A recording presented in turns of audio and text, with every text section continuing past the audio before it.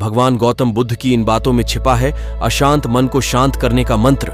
चंचल मन को शांत करना बहुत जरूरी होता है, क्योंकि अशांत मन में कई सवाल होते हैं और यह इधर उधर भटक सकता है। गौतम बुद्ध मन को शांत करने के आयामों के बारे में बताते हैं। हम सभी जानते हैं कि व्यक्ति का मन बहुत चंचल होता है। यही कारण है कि मन अशांत रहता है और कई तरह के सवालों का जन्म भी अशांत मन के कारण ही होता है। यदि आप जीवन में शांति चाहते हैं तो इसके लिए जरूरी है मन को शांत करना। लेकिन मन को शांत कैसे किया जाए? गौतम बुद्ध से जुड़ी इस कहानी के माध्यम से आप जान सकते हैं कि मन को शांत करने का क्या तरीका है। इसमें भगवान गौतम बुद्ध द्वारा मन को शांत करने के आयामों के बारे में बताया गया है। जानते हैं इस कहानी के बारे में, जिससे आपका जीवन बदल जाएगा। एक बार एक लड़का गौतम बुद्ध के पास जाकर कहता है, मेरे जीवन में बहुत अशांति है, कृपा करके आप मेरा मार्गदर्शन कीजिए, जिससे कि मैं इस अशांति से छुटकारा पा सकूं। गौतम बुद्ध लड़के से जीवन की अशांति का कारण पूछते हैं। लड़का उत्तर देता है, अत्यधिक विचारों के कारण मेरे भीतर बहुत सारे विचार आते हैं, जिससे मेरा मन अशांत रहता है। बुद्ध मुस्कुराते हुए कहते हैं, ऊपर आकाश की ओर देखो और बताओ कि तुम्हें सूर्य दिख रहा है। लड़का ऊपर देखता है और कहता है, धूप दिख रहा है। बुद्ध उससे पूछते हैं कि अगर तुम लगातार धूप में खड़े रहोगे तब क्या होगा? वह कहता है, मुझे अत्यधिक गर्मी लगेगी और शरीर में बेचैनी होगी। बुद्ध लड़के से कहते हैं कि अगर धूप में खड़े रहने से तुम्हें गर्मी लगती है तो इसमें दोष किसका है, सूर्य के ताप का या तुम्हारा? लड़का कुछ सोचने के बाद कहता है, इसका जवाब आप भी बताइए।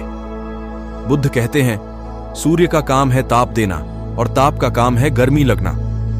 ऐसे में तो दोष तुम्हारा ही है कि तुम धूप में जाकर खड़े हुए, जिससे कि तुम्हें गर्मी लगी।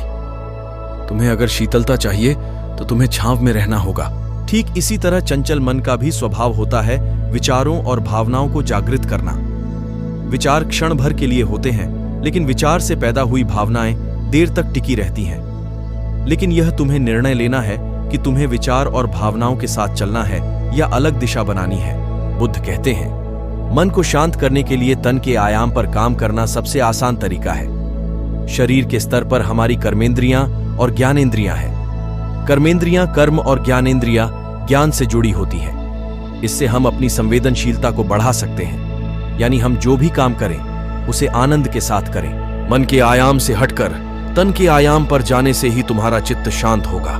ऐसा करने से तुम मन के आयाम से हटकर शरीर के आयाम पर आ जाओगे, ठीक उसी तरह जैसे तुम धूप से हटकर छांव में आ सकते थे। मन के आयाम से हटने पर तुम्हारी जागरूकता तन पर आ जाएगी। जब तुम तन के आयाम पर काम करोगे तब तुम्हारा चित्त शांत होगा। इसीलिए हर काम को तन के आयाम पर करने से मन स्वतः शांत हो जाता है। अपने मन के विचार और भावना को नहीं बल्कि सुर को सुनो। लड़का बुद्ध से कहता है, अपने भीतर के सुर को कैसे सुने? बुद्ध कहते हैं, किसी शांत स्थान पर रहकर जहां शांति हो, तब अपनी आंखें बंद करो और मन के भीतर चल रहे शोर से हटकर भीतर के सुर को सुनने की कोशिश करो। सुर निरंतर चलता रहता है, लेकिन बाहर के शोर के कारण तुम अपने मन के भीतर चल रहे सुर को नहीं सुन पाते हो। जब तुम अपने दोनों कानों को अपने हाथों से बंद कर दोगे तभी मन के सुर को सुन पाओगे। इस तरह तुम मन की अशांति से दूर हो जाओगे और तुम्हारा मन शांत हो जाएगा। दोस्तों, अगर आपको हमारी वीडियो अच्छी लगती होगी तो इस चैनल को सब्सक्राइब जरूर करें